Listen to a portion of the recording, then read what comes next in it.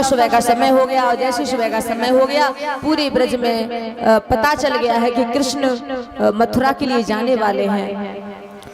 तो सभी ब्रजवासी दौड़ दौड़ करके आने लगे। नंदराजी के दरवाजे पर बहुत भीड़ एकत्रित हो गई। यशोदा मैया ने बड़े सुंदर वस्त्र पहनाए हैं, कन्हैया को मोर मुकुट लगाया है और तैयार कर दिया। मैया कन्हैया को विदा तो कर रही है लेकिन उसका दिल टूट रहा है। यशोदा मैया कन्हैया को बाहर निकाल करके लाई हैं। भगवान कन्हैया ने देखा कि अक्रूर जी रथ लेकर के खड़े हैं तो यशोदा मैया के पैरों को छुआ और पैरों को छू करके जब चलने लगे हैं तो छोटे छोटे ग्वाला रो करके पीछे दौड़ने लगे। अरे कन्हैया हमें छोड़ के मत जाओ, हमें छोड़ के मत जाओ। भगवान कन्हैया समझाते हैं, अरे चिंता मत करो, मैं ज्यादा दिनों के लिए थोड़े ही जा रहा हूँ, परसों आ जाऊंगा। और अभी तो आप सभी को यज्ञ में भी आना है, मामा की यज्ञ हो रही है तो तुम्हें भी तो जाना है, तुम्हारे लिए निमंत्रण है, तुम क्यों रो रहे हो? भगवान कन्हैया सभी ग्वालों को समझाते हैं कि ग्वालों हमेशा गैयों की सेवा करते रहना, क्योंकि गाय ही हमारी सबसे बड़ी संपत्ति है। अब श्याम यशोदा और रोहिणी के पैर छू करके रथ में बैठे हैं। जाते समय में यशोदा मैया ने श्याम का माथा चूमा है, माखन मिश्री बांध करके और श्याम को दे दी। कहा श्याम ये माखन मिश्री ले जा, क्योंकि तुझे बड़ी भूख लगती है, रास्ते में भूख लगे तो इस माखन मिश्री को खा लेना। जब ऐसा प्यार भाव देखा है तो मैया के हाथों को पकड़ करके कन्हैया जोर जोर से रोने लगे हैं। और जब कन्हैया रोने लगे तो मैया कहने लगी, क्यों रे, सभी से मना करता है, सभी को समझाता है कि रो मत रो मत, और तू खुद क्यों रो रहा है? अरे परसों ही तो तुझे आना है, जा अच्छी तरह से जाना और भूखा मत रहना, ये ध्यान रखना। मैया के प्रेम भाव को देकर के भगवान कन्हैया बहुत रोए हैं, बहुत रोए हैं। अब अक्रूर जी ने अपना रथ आगे को बढ़ा दिया। गांव से बाहर रथ निकल के आया, अचानक रथ रुक गया। जब अचानक रथ रुका तो भगवान कन्हैया पूछने लगे, काका रथ क्यों रोक दिया?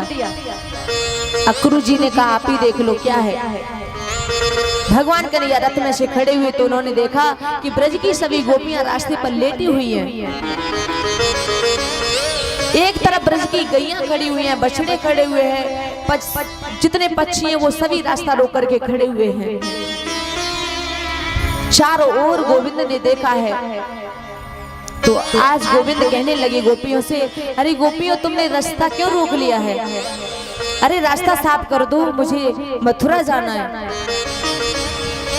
एक गोपी खड़ी हुई है, कहने लगी, कन्हैया संसार में सबसे बड़ा कठोर दिल आपका है।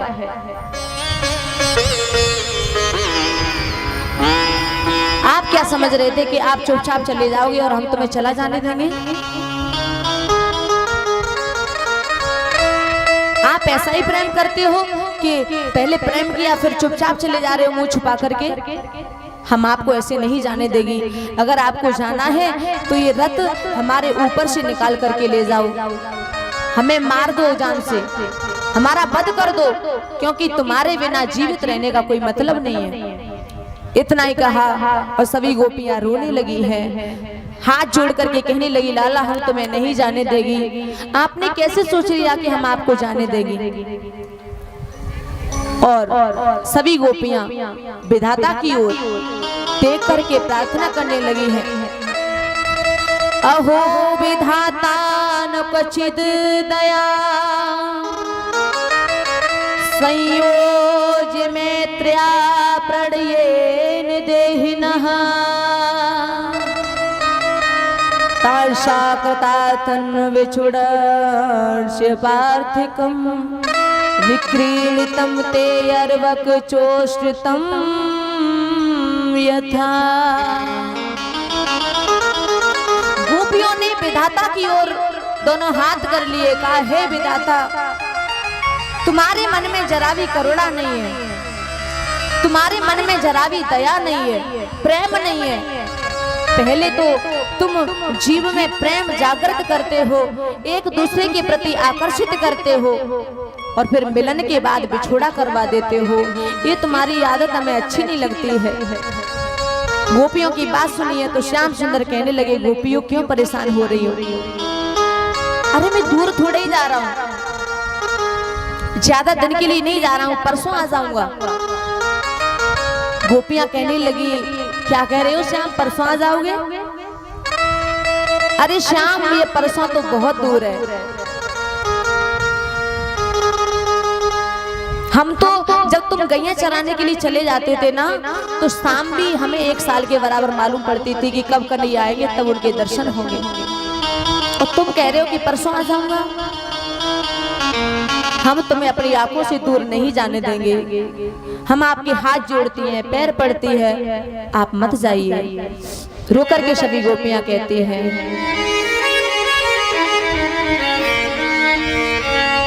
कि अब ना जाना मोहन मेरे,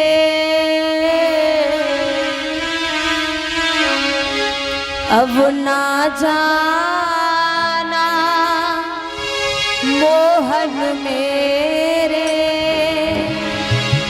जीवन मेरा सहारे तेरे, अब ना जाना मोहन मेरे,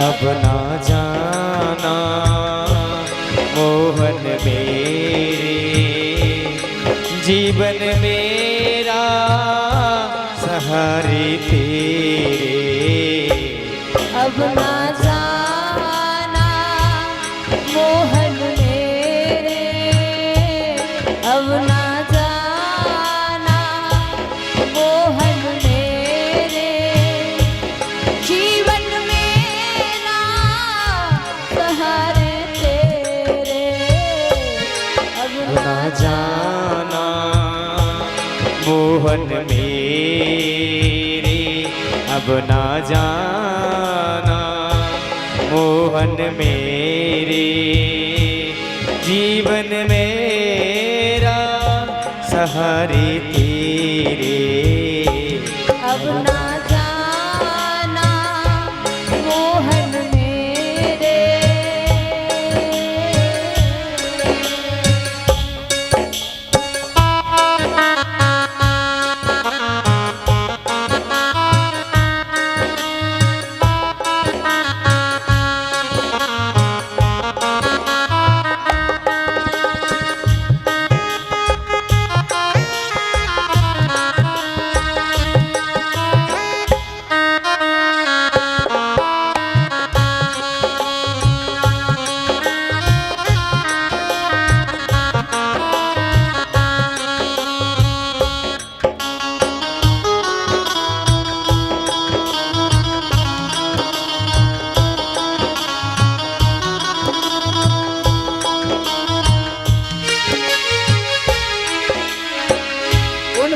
दीवानी गोपियों की दशा देखो, सभी गोपियां एक ही बात कहती है, श्याम हमें छोड़ के मत जाओ, हमें छोड़ के मत जाओ। और तुम जो जाए हम दुख पाए, तुम जो जाए हम दुख पाए, तुम जो जाए हम दुख पाए, तुम जो जाए हम दुख पाए, हाल दिलों का किसको सुनाए, हाल दिलों का किसको सुनाए, कौन सुनेगा टुकड़े मेरे, कौन सुनेगा दुखड़े मेरे, ओ जीवन मेरा सहारे तेरे, जाओ मोहन मेरे, अब ना जाओ मोहन मेरे।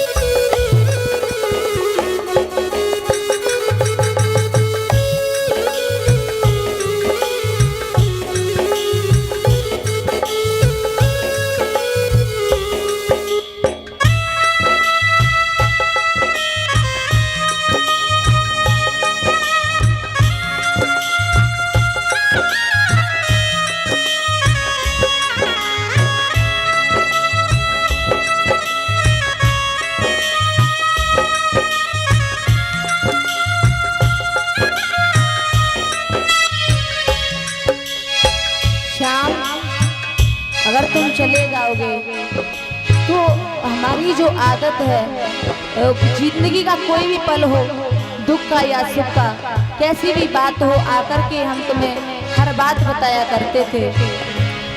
तुम चले जाओगे तो फिर दुख सुख की बातें किसे बताया करेंगे।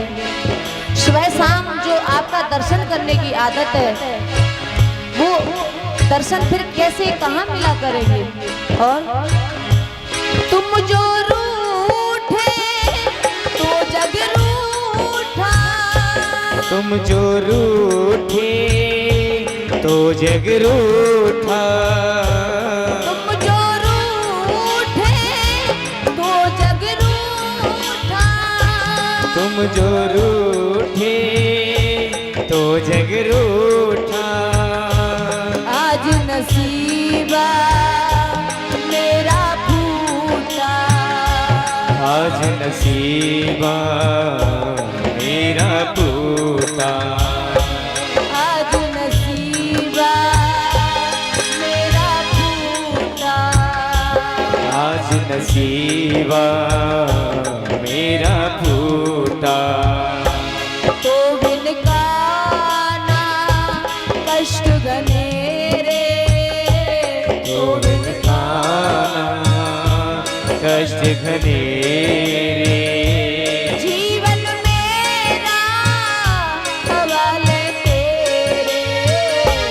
अब ना जाओ काना मेरे, अब ना जाना मोहन मेरे, ओ जीवन मेरा हवाले तेरे, जीवन मेरा हवाले तेरे, जीवन मेरा हवाले तेरे।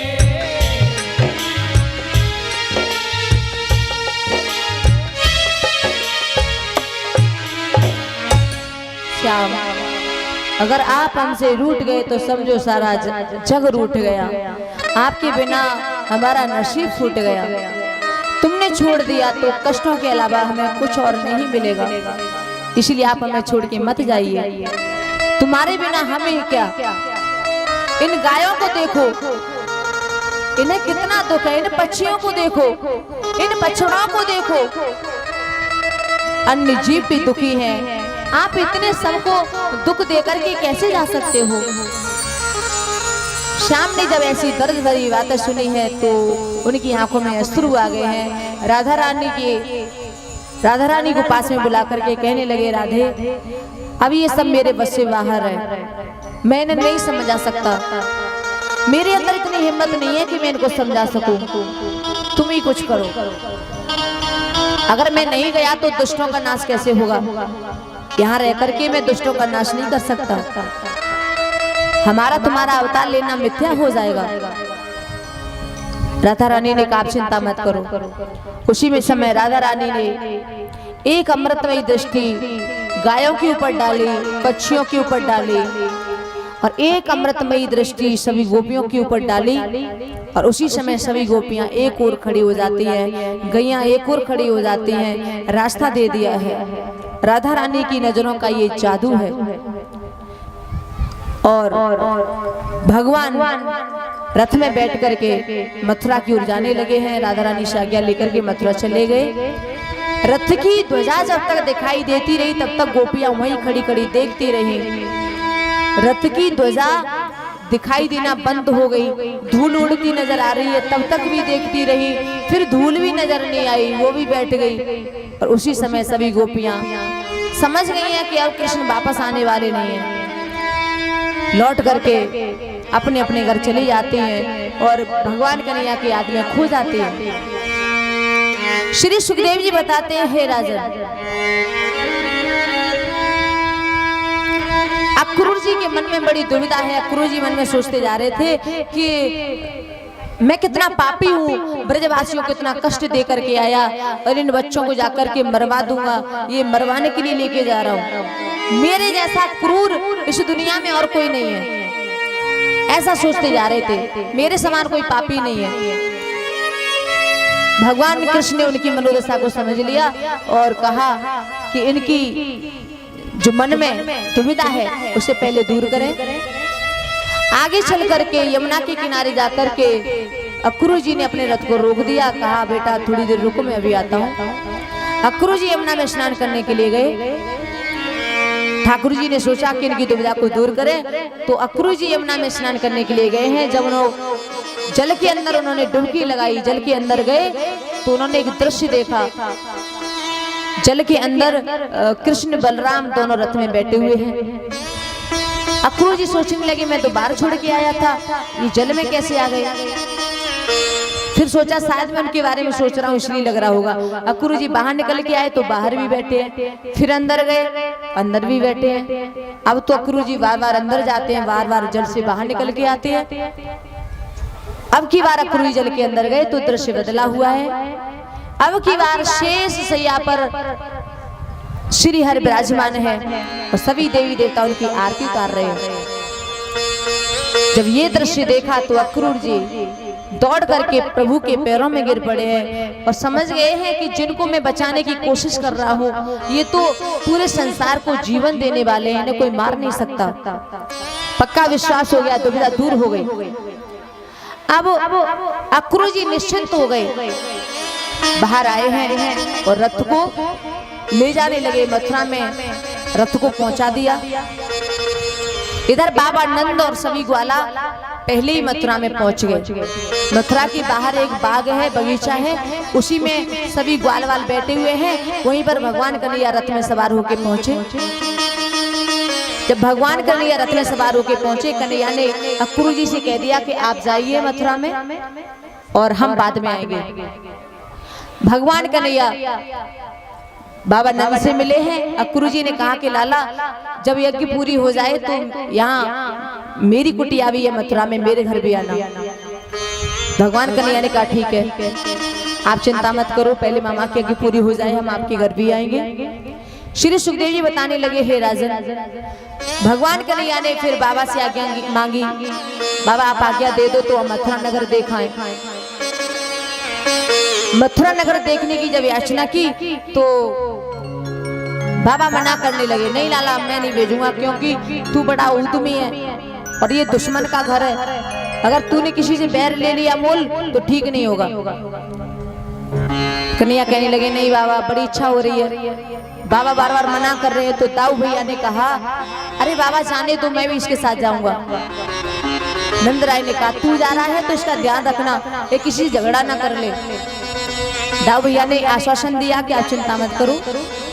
अब दाऊ भैया और सभी ग्वालों को लेकर के चलने लगे हैं मथुरा नगर में।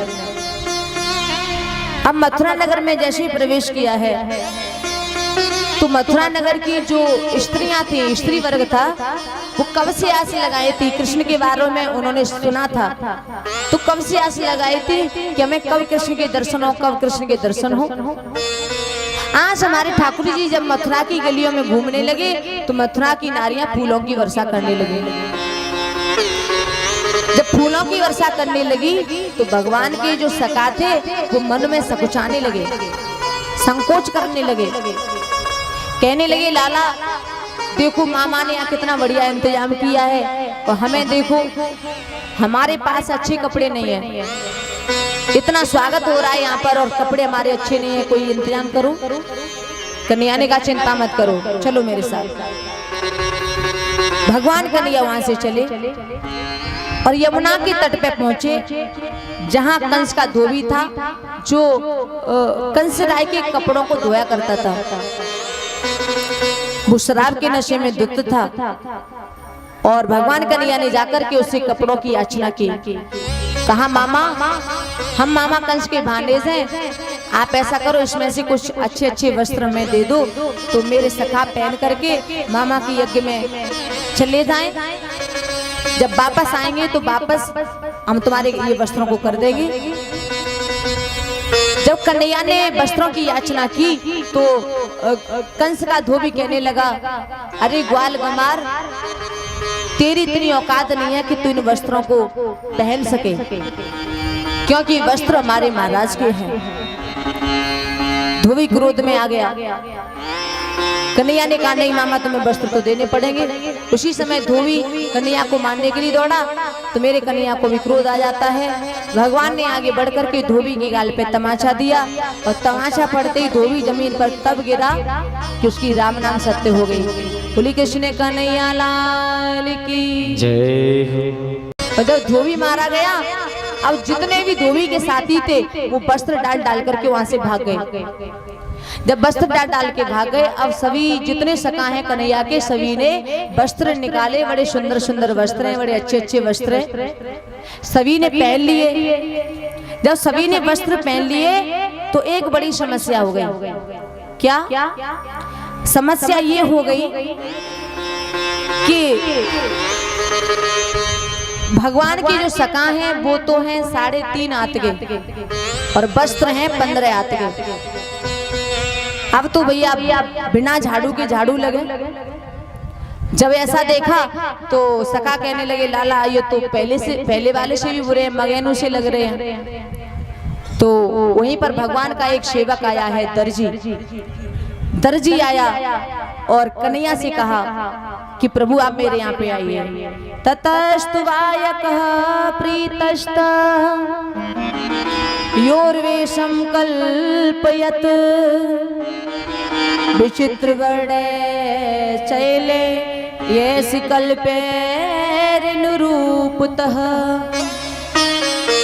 एक दर्जी आया और आकर के उसने भगवान से कहा प्रभु यहाँ पे आइए। वो भगवान का भक्त था। खिड़की खोल के उसने सभी सखा को अंदर बुलाया और सभी वस्त्र नाप के बना दिए। नाप के बना करके जब वस्त्र पहना दिए तो यहाँ पर भगवान ने उसे आशीर्वाद दे दिया कि जाओ आगे जो कलकाल आएगा उसमें आपको सिलाई का बहुत पैसा मिलेगा। तो आज आप देख रहे हो कि कपड़ा लोगे आप 200 रुपए का और 400 रुपए की सिलाई हो जाती है। ये भगवान का आशीर्वाद है दर्जियों को। तो आशीर्वाद दे कि भगवान आगे निकले हैं। जब आगे निकले गली में प्रवेश किया तो देखा सामने से एक स्त्री आ रही है जो 3 जगह से टेढ़ी है। छटका लेकर के टेकती हुई चली आ रही थी। एक हाथ में चंदन का कटोरा है। भगवान कन्हैया ने आगे बढ़ करके उसका रास्ता रोक लिया है। बड़े प्यार से बातें करने लगे हैं। कातुम्बरोर्वेतदुहानुलेपनम् कास्यागने वा कतयस्सु साधुनः देहयावयोरङ्गविलेपमुन्तं श्रेयस्ततस्तेन चिराद् भविष्यति। भगवान ने बड़े प्यार से पूछा हे सुंदरी ये चंदन का कटोरा लेके कहाँ जा रही हो? जब ऐसी वाणी में बोले हैं तो कुब्जा एक तक कन्हैया को देखती रह गई। कहने लगी कि आपको ये चंदन अच्छा लगता है? कन्हैया ने कहा हाँ हमें बहुत पसंद है। तो क्या चंदन लगवाओगे? कन्हैया ने कहा हाँ बिल्कुल लगाओ, लेकिन पहले अपना परिचय तो दो, आप हो कौन? तो वो कुब्जा कहने लगी है दास्यस्मयं सुंदर कंस सम्मता त्रिवक्र नाम है अनुलेप कर्मणि मदभावितम भोजपते रति प्रियम बिना युवा मुको अन्यत सुदर्हति। प्रभु मैं कंस की दासी हूँ, मेरा नाम है शेरेंद्री, लेकिन मेरा नाम कोई नहीं लेता। मेरी कमर 3 जगह से टूटी है ना, तो इसीलिए कोई मुझे कुब्जा कहता है, कोई त्रिवक्रा कहता है, मेरा नाम कोई नहीं पुकारता। मेरी जिंदगी का आज ये पहला दिन है कि किसी व्यक्ति ने आकर के मेरा परिचय पूछा हो। आज तक किसी ने मेरा परिचय नहीं पूछा। मेरे द्वारा घिसा हुआ चंदन महाराज को बहुत प्रिय है, इसीलिए मैं चंदन लेकर के जा रही हूँ। लेकिन मेरा मन ये कह रहा है कि मैं आपके माथे पे चंदन लगा दूं। भगवान ने कहा तो देर किस बात की, लगाओ। कुब्जा ने सभी सखाओं को चंदन लगाया, बलराम जी के चंदन लगाया और फिर कन्हैया के चंदन लगाने के लिए गई। और जैसे ही कन्हैया के माथे पे चंदन लगाया, मेरे गोपाल की आंखों में आंसू भर आए कि रंग की काली है, त्रिवक्रा है, और इसीलिए लोग इसे बात करना पसंद नहीं करते हैं। तो इसे मैं ऐसा बना दूं कि इसे भी मानवीय जीवन जीने का अधिकार मिल जाए। कन्हैया ने कुब्जा को अपने नजदीक बुलाया और जैसे ही कन्हैया के पास कुब्जा आई है, गोपाल ने उसकी थोड़ी सी उंगली लगाई और जरा सा झटका दिया तो वो परम सुंदर बन गई है। बोली वृंदावन बिहारी लाल की। जिस पे मेरे गोविंद कृपा करते हैं उसके लिए कोई बड़ी बात नहीं है। कुब्जा समझ गई है ये कोई साधारण पुरुष नहीं है, ये तो नारायण है, मेरा जीवन सुधारने आए हैं। आज वो कुब्जा पैरों में बैठ गई है, कहने लगी प्रभु बस मेरा जीवन सुधार दिया, मेरे घर को भी पवित्र कर दीजिए। भगवान ने कहा कि अभी नहीं, मामा की यज्ञ हो जाएगी, उसके बाद मैं तुम्हारे घर आऊंगा। ऐसा आश्वासन देकर के भगवान कन्हैया आगे बढ़े और कन्हैया आगे बढ़ते हुए वहां पहुंच गए जहां पे कंस को जो धनुष दिया था शिव जी ने, वो धनुष रखा था। वहां पहुंच गए और जाते ही प्रभु ने क्या किया, करेण बामेन सलिल मृद धृतम सज्जम चक्रत्वान मिशेल पश्यता नडाम विकृष्य प्रभु भंज मध्य तो यतेच्छु दंडम मद कार्य रुक्रमः। भगवान कन्हैया ने यज्ञशाला में जाते ही बाएं हाथ से शिव धनुष को उठा लिया और पलक झपकते ही उस धनुष के 2 टुकड़े हो गए। जैसे ही 2 टुकड़े हुए हैं, कंस के साथियों ने विरोध किया तो गालों के साथ सभी दुष्टों को मार डाला है। अब कंस को पता चला कि श्याम ने शिव धनुष को तोड़ दिया। कंस पागल सा हो गया। उसने कुबलिया पीड़ नाम के हाथी को भेजा है। उस हाथी ने कृष्ण को एक गली में रोक लिया। भगवान कन्हैया आगे बढ़े हैं, हाथी की सूंड को पकड़ा है, घुमाया, आकाश में फेंक दिया। हाथी ऊपर से जमीन पर धड़ाम से गिरा और उसके प्राण पखेरु उड़ गए। राम नाम सत्य हो गई। बोली वृंदावन में हरि नाम की। बलराम जी अब आगे, कृष्ण और बलराम अब आगे बढ़े। हाथी के दोनों दांतों को खाड़ लिया, अपने कंधे पर रख लिया और कंस की सभा की तरफ बढ़ रहे हैं। तभी वहां पे एक सैनिक ने कंस से कहा कि महाराज आपने कृष्ण बलराम को यहाँ क्यों बुलाया? उसने तुम्हारे धोबी को मार दिया, आपके दर्जी से कपड़े पहन लिए, आपके माली से माला पहन ली, कुब्जा से चंदन लगवा लिया, परम सुंदरी बना दिया और धनुष को भी तोड़ दिया जो तुम्हें शिवजी ने दिया था। और धनुष देते समय उन्होंने कहा था जो ये धनुष तोड़ेगा वो तुमको नहीं छोड़ेगा। वो धनुष टूट गया, खूनी हाथी भेजा था वो भी मारा गया। ये सुना तो कंस भयभीत हो गया, चीखने लगा वो बालक मुझे नहीं मार सकते, मैं उन्हें मार डालूंगा, ऐसा चीखने लगा। तभी चारों राजा कहा महाराज आप शांत रहिए, एक कितनी प्यारी रंगभूमि बनाई है, बड़ी सुंदर ढंग से सजाया है। अरे आने तो दो से, हमने बड़े बड़े वीरों को खड़ा किया है, एक पल में ही उसे नष्ट कर देंगे, आप चिंता मत करो। कंस को शांत करके बिठाया। अब मेरे राम और श्याम दोनों रंग भूमि में प्रवेश करते हैं तो वहां पे विशाल रंग भूमि बनी है। एक तरफ माताएं विराजमान है, एक तरफ युवतियां विराजमान है, एक तरफ राजकुमार है, एक तरफ वृद्ध पुरुष बैठे हैं, एक तरफ महात्मा बैठे हैं, एक तरफ कंस के साथी बैठे हैं। वो कह रहे हैं कि आने दो देखेंगे। और कृष्ण बलराम जैसे ही रंग भूमि में आए हैं तो परीक्षित इस झांकी का आप दर्शन करें। मल्लानाम निर्णाम नटवरः स्त्रीणामीश्वरो मूर्तिमान गोपानां सजनो वसतां क्षितिभुजां शास्ता स्वपित्रो शिशु।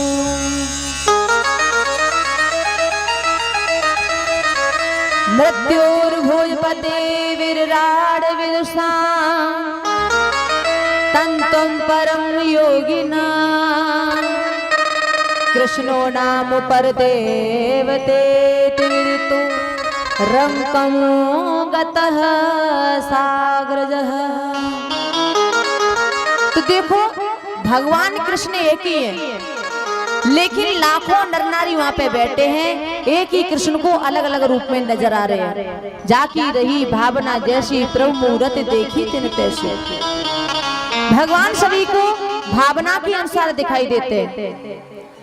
नव युवतियों को कामदेव के रूप में दिखाई दे रहे हैं, ग्वाला बैठे हैं उनको सखा दिखाई दे रहे हैं, राजकुमारों को राजकुमार, ना समझ लोग हैं उन्हें कृष्ण मानव के रूप में दिखाई दे रहे हैं, योगियों को परम तत्व के रूप में दिखाई दे रहे हैं, ज्ञानियों को ब्रह्म के रूप में दिखाई दे रहे हैं, भक्तों को भगवान के रूप में दिखाई दे रहे हैं, माताओं को पुत्र, बहनों को भाई।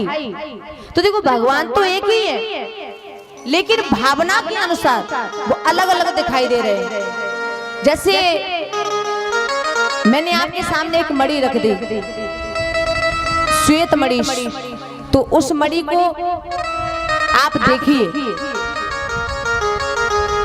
अगर आपकी आंखों पे काला चश्मा लगा है तो वो काली नजर आएगी, दूसरे ने हरा लगाया है तो हरी नजर आएगी, और तीसरे ने किसी और कलर का लगाया है तो वैसी नजर आएगी। लेकिन भैया मणि तो एक ही है, अपरिवर्तनीय है, लेकिन हमारी आंखों पे जैसा चश्मा लगाए बस वैसा ही रंग दिखाई देता है। तो परमात्मा तो एक ही है, उसके रूप में कोई परिवर्तन नहीं है, लेकिन जैसी हमारी भावना है उसी भावना के अनुसार परमात्मा में दिखाई देता है। चारुण ने कहा कि आओ कृष्ण, हमने तुम्हारे बारे में बहुत सुना है, आज तो तुम्हें युद्ध करना पड़ेगा। श्याम कहने लगे मामा हमको तो लड़ना ही नहीं आता। चारुण बोला तुम्हें लड़ना नहीं आता, तो ये बताओ इतने बड़े बड़े असुरों को कैसे मारा, तृणाव्रत, अघासुर, पूतना, इतने बड़े बलवानों को मार दिया और कहते हो लड़ना नहीं आता। श्याम ने कहा मामा जी हम तुम्हारी सौगंध खा के कहते हैं जितने भी राक्षस गए वो सभी के सब मरे हुए गए, हमने किसी को नहीं मारा, हमने तो बस उन्हें यमुना में फेंका। चारुण ने कहा मुझे बातों में मत उलझाओ, मैं जानता हूँ तुम बालक नहीं हो, तुम किशोर नहीं हो, आज मेरे से तुम्हें युद्ध करना पड़ेगा। और जबरन चारुण कृष्ण से भिड़ गया, मुष्टिक ने बलराम जी को पकड़ लिया। सुखदेव जी कहते हैं कि चारुण ऐसा सेनापति है, ऐसा अतिरथी वीर है, 1 लाख वीरों से अकेला युद्ध कर सकता है, इतना बलवान है। और उससे मेरे जो 11 साल के कन्हैया हैं वो लड़ रहे हैं, लेकिन उन्हें ताकत मिली यशोदा मैया के दूध से। तो भैया युद्ध शुरू हो गया है, चारों लड़ने लगे हैं। मेरे गोपाल ने चारुण से युद्ध किया, उसके हाथों को पकड़ के घुमाया और धड़ाम से जमीन पर पटक दिया। एक ही पटका में चारुण के जीवन का पटका समाप्त। बलराम जी ने मुष्टिक के सर में ऐसा घूंसा मारा कि खोपड़ी का चूरा बन गया है, दोनों पापी मारे गए। अब तो पापियों की लाइन लग गई, कृष्ण बलराम उठाते हैं पटक देते हैं, उठाते हैं पटक देते हैं। जैसे दीपक के पास पतंगा जाता है, जाते ही मर जाता है, वैसे ही कंस के सारे साथी मारे जा रहे हैं। कंस ने देखा ये किसी को नहीं छोड़ेगा, अब तो भाग लो। और जैसे ही कंस उठ करके भागना चाहा, उसी समय मेरे गोविंद ने छलांग लगा करके सिंहासन पर चढ़ गए हैं और कंस को घेर लिया। अब कंस चीखने लगा कि कोई मुझे बचाओ, कोई मुझे बचाओ। भगवान कहने लगे अब कोई आने वाला नहीं है, अब तो वो जहाँ गए हैं वहां पे तुम भी जाओ, फिर उनसे मुलाकात कर लेना। भगवान ने झपट के कंस के केस पकड़ लिए हैं, गद्दी से नीचे खींच लिया है। कंस चीखने लगा, अरे मुझे छोड़, मुझे छोड़। श्याम कहने लगे, क्यों छोड़ू मामा, तुम्हारे हाथ में कोई आता था तो क्या तुम छोड़ते थे उसे? मेरी माँ के केशों को तुमने पकड़ के कैसे खींचा? उस समय तुम्हें नहीं पता था कि केस पकड़ने से दर्द भी होता है, लेकिन आज तुम्हें एहसास होगा कि केस पकड़ने से दर्द भी होता है, और आज तुम चीख रहे हो कि छोड़ दो, छोड़ दो। ये पहला बदला है मेरी माँ का। मेरी माँ तेरी चचेरी बहन थी, उस बहन को रथ से खींच करके तूने उसका सर काटना चाहा। मामा उस समय आपको नहीं पता था कि केस जब खींचे जाते हैं तो कितना दर्द होता है, लेकिन आज आपको पता चलेगा कि केस जब खींचे जाते हैं तो कैसा लगता है। कंस चीख रहा है, मुझे छोड़ दो, मुझे छोड़ दो। तभी मेरे गोविंद ने कहा, मामा जी हमको तो पकड़ना ही आता है, छोड़ना तो आता ही नहीं, अब तो तुम्हें ठिकाने लगा के छोड़ेंगे। उसी समय मेरे भगवान क्रोध में आ गए हैं और प्रभु जी कंस के सामने कहते हैं कि हे कंस, अपनी आंखों को खोल और मुझे देख। देखो भैया, राम जन्म में मेरे रघुवर ने कभी किसी से ये नहीं कहा कि मैं भगवान हूँ, मेरी शरण में आ जाओ, मैं तुम्हें मुक्ति दूंगा। ऐसा राघव ने कभी नहीं कहा, लेकिन मेरा गोविंद बार बार सबसे कहता है कि तुम मेरी ओर देखो, इतनी सुंदर मृत्यु और नहीं हो सकती। हम जीवन भर यही प्रयास करते हैं कि अंतिम समय बस गोविंद मिल जाए या गोविंद का स्मरण हो जाए। और मामा तुम कितने भाग्यशाली हो, अंतिम समय मैं आपके सामने खड़ा हूँ, अच्छी तरह से मुझे देखो, मैं तुम्हें मुक्ति दूंगा, मैं तुम्हें मोक्ष प्रदान करूंगा। तो ऐसा कहने वाला एक ही ब्रह्म है, वो है हमारा कृष्ण। कहा कि मेरी शरण में आओ, मैं तुम्हें मुक्ति दूंगा। अगर मेरे सामने आ जाओगे तो मैं तुम्हें बहने नहीं दूंगा, और सामने नहीं आए तो मैं कुछ नहीं कर सकता। लाखों नर नारी खड़े खड़े देख रहे हैं, कितने वर्षों से कंस ने लोगों को हंसने नहीं दिया था, हंसी को छीन लिया था। आज सभी डर रहे थे कि छोटा सा कृष्ण कैसे लड़ेगा, लेकिन कृष्ण ने जब कंस को दबा लिया है नीचे, सभी आंखें फाड़ के देख रहे हैं, सभी के चेहरे पे एक मुस्कुराहट आ रही है। धीरे धीरे श्याम का क्रोध बढ़ने लगा है। गोपाल ने उसके केस पकड़ के सीढ़ियों से नीचे खींच लिया है। श्याम कंस को उठाते हैं, पटक देते हैं, उठाते हैं, पटक देते हैं। कंस का सारा शरीर कुचल सा गया है। और अब की बात तो कृष्ण को ऐसा क्रोध आया, ऐसा क्रोध आया जैसे नरसिंह अवतार धारण किया था। श्याम की आंखें सुर्ख लाल हो गई है। कंस के दोनों हाथ पकड़ लिए हैं, उसे घुमाया और पक्की दीवार से पछीटा मार दिया है। कंस का सारा शरीर फट गया, एक पटका में दुष्ट मारा गया। बोली कृष्ण कन्हैया लाल की, वृंदावन बिहारी लाल की। कंस मारा गया। अब तो कृष्ण की जय जयकार होने लगी है और कंस के मरने की खुशी में सभी नाचने लगे हैं, गाने लगे हैं। तो आप भी गाएंगे बड़े भाव के साथ में। बोलो कृष्ण कन्हैया की जय, बोलो कृष्ण कन्हैया की जय, बोलो जय बोलो कृष्ण कन्हैया की जय, बोलो जय बोलो कृष्ण कन्हैया की जय, बोलो। और भाव से ताली के साथ।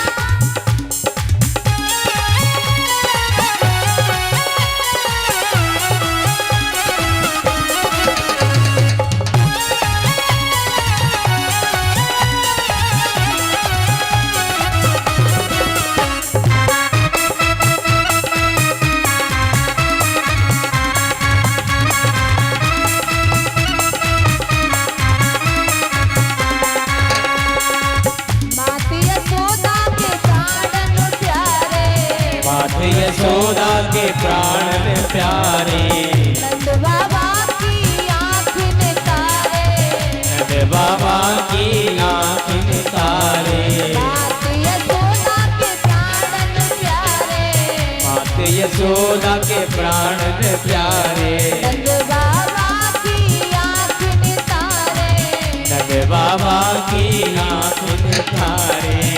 जय बोलो ताऊ जी के भैया की जय बोलो, दाऊ जी के भैया की जय बोलो, जय बोलो कृष्ण कन्हैया की जय बोलो, जय बोलो कृष्ण कन्हैया की जय बोलो। और वैसे तारे के साथ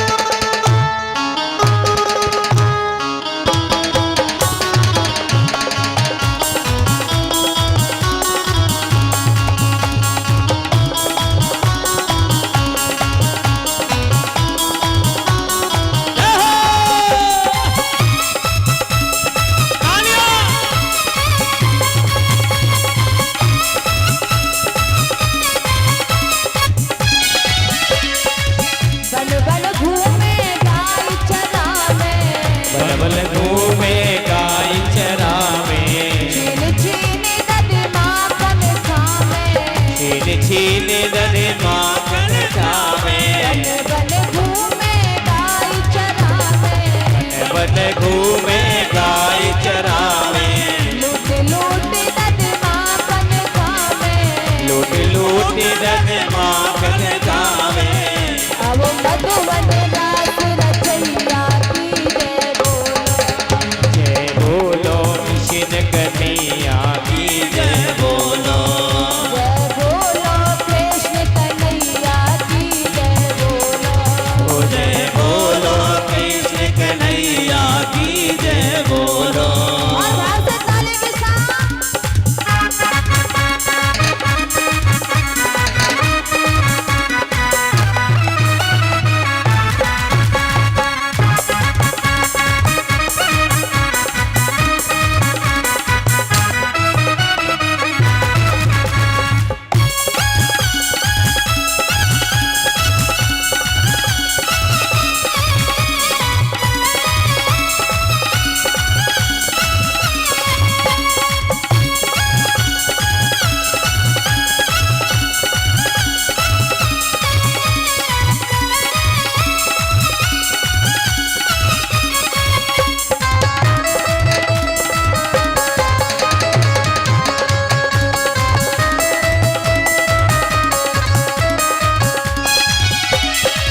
बड़े बड़े असुरन को मारो, बड़े बड़े असुरन को मारो, कंसासुर को पकड़ पछारो, कंसासुर को पकड़ पछारो, बड़े बड़े असुरन को मारो, बड़े बड़े असुरन को मारो, कंसासुर को पकड़ पछारो, कंसासुर को पकड़ पछारो। जय बोलो ताऊ जी के भैया की जय बोलो, जय बोलो दाऊ जी के भैया की जय बोलो, जय बोलो कृष्ण कन्हैया की जय बोलो, जय बोलो कृष्ण कन्हैया की जय बोलो,